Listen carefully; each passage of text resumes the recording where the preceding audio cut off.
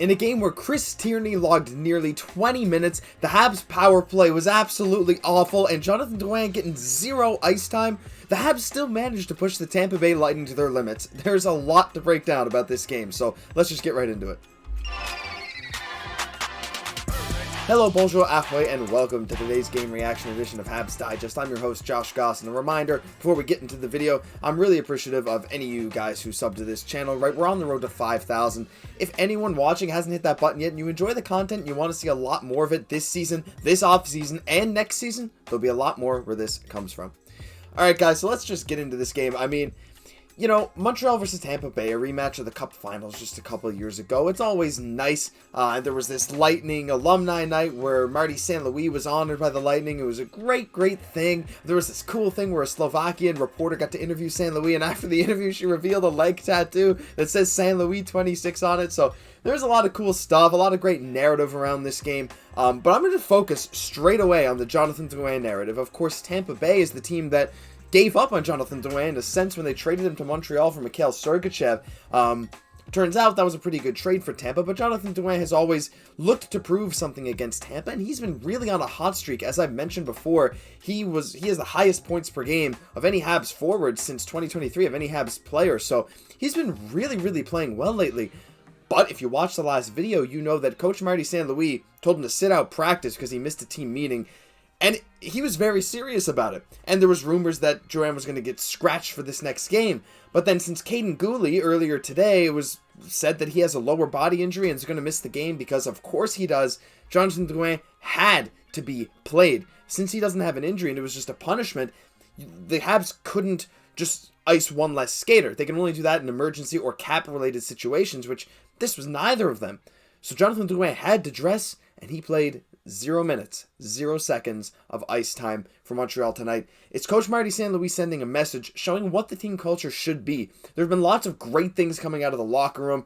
Kent Hughes saying there's a calmness in the locker room. Nick Suzuki always speaking out.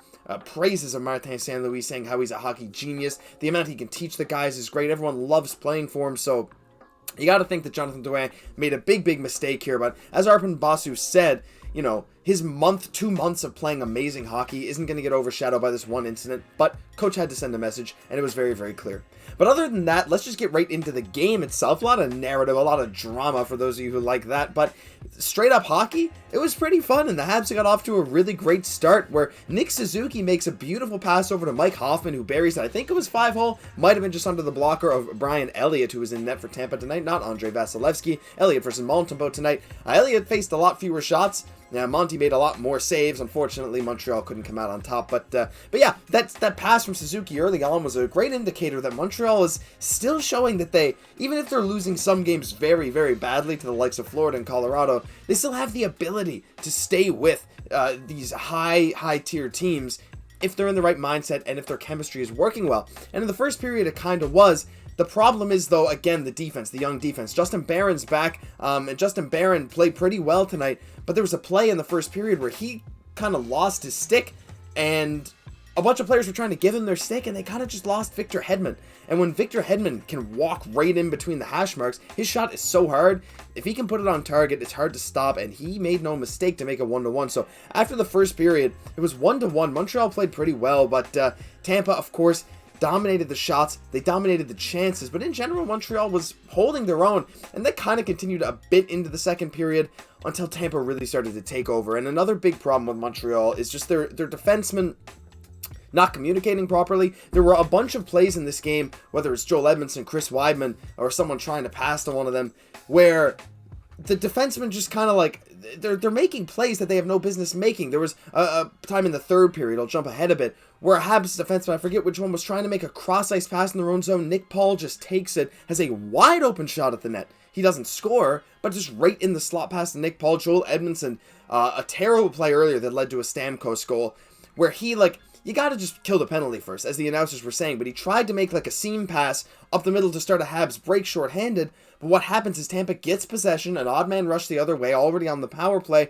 They're able to set up and get Steven Stamkos a one-timer from Kucherov, where he's just never going to miss. So there was a lot of really bad communication from the Habs defensemen tonight. And that's, I think, what ended up costing them the game later in the game. But let's get to some positives.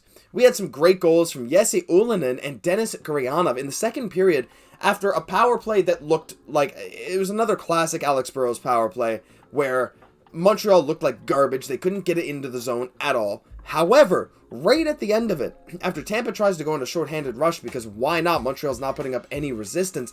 Habs come down the other way. A pass over to Jesse Ylönen, looking like Steven Stamkos, absolutely blasted past Brian Elliott. No emotion on his face, just as the Finns, well, I guess he's not Finnish, he's from Scottsdale, Arizona, but you gotta think there's some Finnish history in his family. But still, like, Jesse Ylönen just completely bombs that into the back of the net to make it, I think that made it 2-1 for the Habs.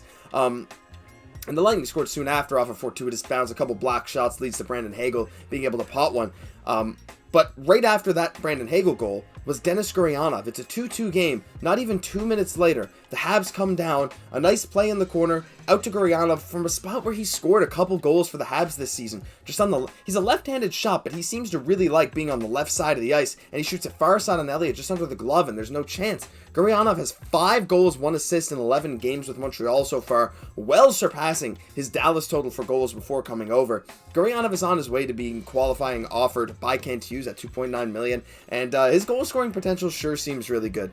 But after that goal, I mean, everything kind of went downhill. The third period, I don't even really want to talk much about it because it was a lot of just Montreal trying desperately to keep up the pressure, trying to just not let Tampa get in, but they were playing almost more, they were up 3-2 against Tampa, and when you're up 3-2 against Tampa with the roster that they have, when you're really only playing 3 centers in Belzile, Suzuki, and, well, I mean, I guess who was the third? It was Chris Tierney.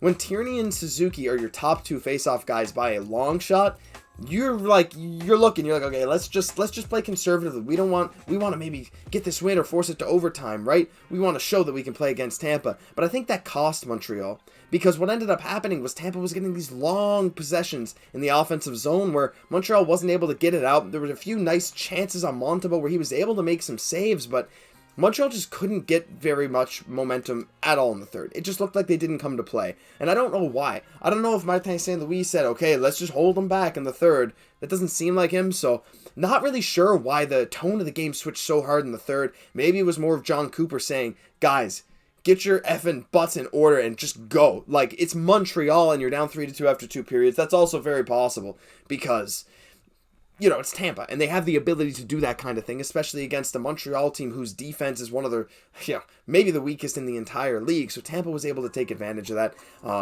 And like early in the third, there was the Stamkos goal, the Brandon Hagel tip on a Xhekaj shot not long after, and then at the end of the game, Brandon Hagel was able to get the empty netter. Nice feel-good story. His first hat trick as a member of the Lightning. He had one in his career with Chicago before. He looks like a great fit on that team. That trade looks like an idiotic move by Chicago at this point, but I'm not going to talk about Chicago's trades because they also gave the Habs Kirby Dach, so, good for you, Chicago. But yeah, like, the Habs had 1 or 2 decent chances in the third. There was a chance where Pitlick was in front, and he kind of chipped it, a little tip chip over the shoulder of Brian Elliott, but it hit right at the corner of the pipe and the crossbar. So, all in all, not a bad effort. Final score was 5-3, but Montreal was up 3-2 going into the third. They gave up those 2 goals early, on one on a Stamkos one-time slap shot from his spot on the power play. So, like, I mean, the turnover leading to it could have been avoided, but you accept those kind of goals. And the other one was a kind of a lucky bounce to Hagel, who was able to pot it up over Montembeault. Montreal couldn't get anything going in the third, like I said, to get another goal back, but all the same, Team Tank rolls on. Habs are falling in the standings. Philadelphia is now 2 points ahead of Montreal, and I don't think anyone has any games in hand. So Montreal really now is 5th last in the league. I think it's, what is it? Is it San Jose, Anaheim, Chicago, Columbus, I think, are the 4 teams below Montreal, with Anaheim and Chicago only being 2 and 4 points behind respectively. So there's a real chance Montreal could slide further down in the standings and higher up into the draft lottery. Not hoping for losses, but a game like tonight, where Nick Suzuki plays well, you got a goal from Ylönen, you got a really nice goal from Gurianov, a guy who you just traded Evgeny Dadonov for, so things are looking kind of up. Samuel Montembeault makes 40 saves again on 44 shots, a 900 save percentage, which is like, hey, That's pretty awesome for Sam Montembeault considering the defense in front of him. So I'm quite happy with this game. Again, the main story, Martin St. Louis sending a message to Jonathan Drouin. We're going to have to keep updated on where that saga goes. I assume it's going to stop after tonight, and that's going to be it. St. Louis is going to say, it's done, punishment over, let's move on. You got to imagine Drouin is a bit embarrassed after that, though. You're in Tampa against your former team, and you just sit on the bench, and you just watch them play. It is the same as just being the backup goalie. He was just sitting on the bench, not getting out there. You were thinking maybe St. Louis late in the third. Nope. Jonathan Drouin, message sent. Let's hope he can come back even stronger than he did before. Hopefully he doesn't make any more mistakes. And yeah, let's put all this drama behind us. But that'll do it for this game reaction edition of Habs Digest. If you enjoyed, leave a like, comment, subscribe to the channel. I also put a bit of music in this video. I don't know if you guys have noticed or if I screwed it up. No, I mean, it's not playing right now. I think the song is actually going to start again in a minute. But yeah, I don't know. I decided to put a bit of music in this video. Maybe I did, maybe I didn't. Nope, yep, there it is. It's good. So let me know what you think of that. It's kind of a new thing I've been trying on one of my other channels that I run. I put music in the background, kind of create an ambiance. So let me know what you think of that. Thanks for watching, guys. I'll catch you in the next one.